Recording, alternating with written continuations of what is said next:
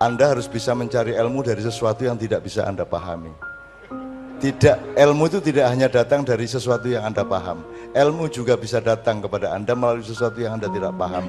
Itu namanya min haitsu la yahtasib. Jadi tidak selalu paham. Orang itu kadang-kadang perlu tidak tahu, tidak hanya selalu perlu tahu. Dan nanti Anda akan tahu. Kalau Anda sampai tahu semua, nanti Anda bunuh diri.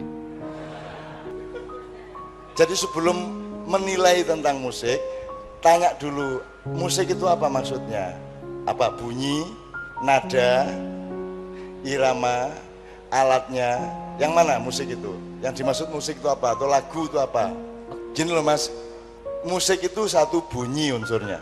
Jadi bunyi enggak boleh? Haram? Tidak. Enggak, oke. Jadi bunyi enggak haram. Oke. Nomor 2 nada. Da da da da da da da da da itu nada. Naik turun. Boleh enggak? Boleh. Boleh. Oke, berarti bunyi dan nada boleh. Irama. Da da da da da da di di di di di itu nada namanya irama namanya. Ada da da da di du di du di du di du di. Itu irama. Boleh enggak? Boleh. Boleh. Terus apa menelian nih? Ya sudah cuma 3 itu loh. Paling alatnya. Ini alatnya nih kuningan sama besi. Boleh enggak kuningan sama besi? Boleh. Boleh. Terus yang haram apanya? Enggak, dari unsur musik itu kan ada unsur yang membawa kita ke seperti melupakan alam ini sesaat seperti itu. Contohnya. Nah, salahnya kamu bisa dibikin lupa. Loh yang lupa kamu kok musiknya yang disalahkan. Adakah kamu itu didikit. Adakah sangkut pautan antara musik dan diri seorang yang mendengarkan ya musik? Kamu tersebut? Jadi manusia yang istiqomah, mau denger musik aja terus lupa. Sing disalahin musiknya. Gimana sih? Yang lupakan kamu. Kok musiknya yang salah? Mendengarnya dung terus lupa. Yang lemah kamu yang kamu salahkan musiknya. Kok terus sing diharamkan musiknya? Biar takut maksudnya. Kan yang lupa kamu. Karena kamu itu gampang terpengaruh. Kok ada barang itu haram? Yang haram itu babi, khinzir, itu apa maisir, ya apa ya? Yang lain tidak haram. Penggunaannya bisa dipakai untuk menyakiti orang, untuk mengganggu orang. Yang salah itu perilakunya, bukan alatnya. Masa saya bunuh orang pakai pisau terus pisau haram, ngono? Piye.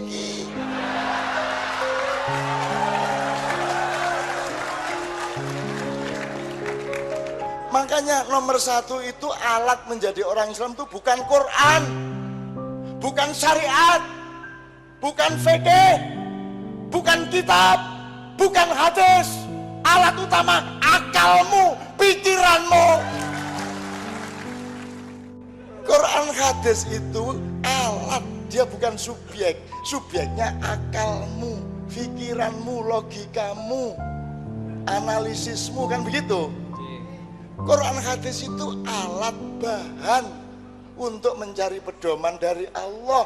Jadi pendidikan Islam nomor 1 itu penggunaan akal. Maka Allah mengatakan afala ta'qilun, afala tatafakkarun. Tidak ada afala taqra'unal Quran. Yang ada afala ta'qilun. Jadi nomor 1 itu akalmu sendiri. Saya tanya, andai kan tidak ada Quran, kamu memperkosa wanita apa tidak? Kan kamu manusia, kan kamu bisa tahu nilai kemanusiaan. Meskipun tidak ada Quran, andai kan tidak ada hukum negara, kamu kan tidak akan mencuri toh? Kan kamu punya akal. Jadi alat utama itu akal dan kolbu, gitu loh. Kamu tidak akan menyakiti orang karena kamu punya hati. Untuk apa kamu pakai Quran tapi tidak pakai hati? Untuk apa kamu pakai syariat Islam tapi tidak pakai akal? Karena Islam itu tidak ada masalah dan tidak akan pernah punya masalah, dan dia tidak menanggung masalah apa-apa. Wong Islam itu nilai kok. Yang jadi masalah itu kan kita, kan gitu. Jadi yang kita pelajari itu diri kita. Kalau Islamnya sudah tidak ada masalah, Islam itu tidak masuk neraka, tidak masuk surga. Islam itu tidak ada masalah. Yang ada masalah itu kita. Maka tadi awal saya tanya, subjeknya itu siapa? Kita. Dari kita ini subjeknya apa? Akal dan hati, kan gitu. Nah akal kita, hati kita ini yang ada masalah sekarang.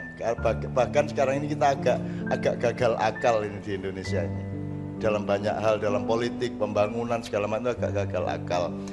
Kalau Islamnya tidak ada masalah, Islam sudah beres. Saya itu tidak perlu kata-kata kalau dengerin musik. Aku itu mendengar Halilintar itu apa yang langsung masuk ke benak kita apa? Kekuasaan Allah, kedahsyatan Allah. Jadi semua itu kepentingan adanya apa saja itu hanya untuk satu, yaitu supaya kita ingat Allah. Itu dong. Untuk apa kamu kawin tapi tidak ingat Allah? Mending tidak kawin tapi ingat Allah. Kan begitu. La haula wala quwata illa billahil azim. Semua kekuatan, semua kekuasaan hanya milik Allah. Kita cuma diciprati dan dipinjamin. Maka kita tidak akan mengejar kebesaran, kita tidak akan mengejar kehebatan-kehebatan. Kita setia aja kepada Allah, setia kepada sunnahnya, setia kepada syariahnya.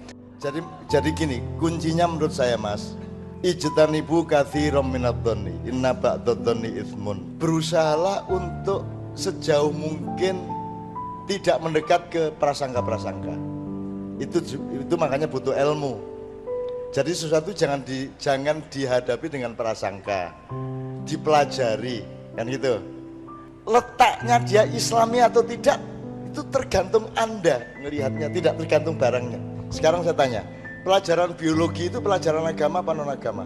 Tergantung Anda melihatnya. Anda melihat sholat saja, kalau Anda sembah sholat sehingga Tuhan menjadi nomor 2 karena Anda menyembah sholatnya itu, dan Anda bangga-banggakan sholatnya sehingga Allah menjadi nomor 2, Anda juga menjadi musyrik meskipun Anda khusyuk sholatnya, itu kan. Jadi dia pelajaran agama bukan, tergantung cara kita melihat.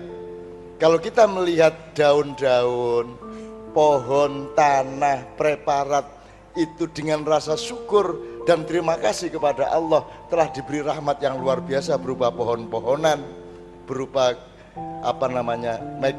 metabolisme kehidupan, ekosistem dan seterusnya, maka dia menjadi pelajaran agama. Jadi kan tidak berarti kalau orang fasih baca Quran mesti Islam toh Mas. Jadi sekali lagi, mau metal mau apa, terserah kamu no. Nggak usah menilai metalnya, nggak usah menilai black metalnya, kamu sendiri memperlakukan itu bagaimana. Jadi letak syirik apa tidak, bid'ah apa tidak, baik atau buruk, tidak di barangnya tapi di hati dan pikiranmu sendiri. Kan begitu, betul enggak? Saya penderitaan aja tidak saya anggap keburukan kok. Saya itu penderitaan itu lah sudah menderita, masa saya menderita oleh penderitaan? Mending saya bergembira oleh penderitaan. Jadi lumayan toh. Anda itu sudah menderita, terus Anda menderita oleh penderitaan, goblok wih. Kalau Anda mendapat tekanan, Anda harus bangkit untuk menjadikan tekanan itu sesuatu yang menambah kekuatan hidup Anda, menambah kesadaran Anda, menambah ketangguhan Anda, kan gitu, betul enggak? Makanya berdoanya jangan salah, jangan ya Allah ringankanlah bebanku, sing luwih efektif ini ya Allah tambahkanlah kekuatanku untuk menanggung beban itu, kan gitu. Nah kamu kalau bilang ya Allah ringankan bebanku, padahal kamu sedang dagang omsetnya 1 juta, terus kamu karena berat, terus kamu bilang ringankan, akhirnya omsetmu tinggal 500.000. Betul enggak? Betul enggak Mas? Jadi doanya jangan ringankan bebanku, ya Allah tambahkan kekuatan padaku, ya toh, agar aku mampu menyangga beban yang kau berikan kepadaku, kan gitu. Wong aku iki ono setan liwat, aku enggak masalah kok. Setan datang ke rumah saya, apa masalah saya? Apa masalahku apa? Iblis teko nang omahku njur ngopo? Wong aku enggak mungkin taat sama dia kok. Sakarepmu kowe. Kowe ngletak-ngletak sakarepmu ning rasa ganggu aku. Apa masalahnya? Kok deket-deket sama setan? Kalau orang takut deket sama setan berarti dia lemah terhadap setan, betul enggak? Kalau kamu kuat terhadap setan, rinio le. Rinio. Ayo Rene. Kan gitu. Maka naluri masyarakat itu selalu, oh itu dekat sama setan, berarti dia sendiri gampang masuk angin terhadap setan. Betul enggak? Betul enggak Mas? Ngono rek urip iku. Rinio, apalagi nyun sewu. Ngimami ayo dirapatkan softnya supaya enggak diisi setan. Setan yang guyu. Lah rumah sama aku butuh sembayang apa piye? Iya tak ki wong-wong iki. setan yang lebih tinggi pangkatnya ketawanya agak dingin. Meskipun kamu rapatkan softnya, aku bisa masuk ke dalam hatimu, aku bisa masuk ke dalam otakmu. Betul enggak? Nah, saya malah tak balik. Nah, aku sekali-sekali jadi imam, ayo setan jin katanya sembahyang mesisan gini. Ngono aku.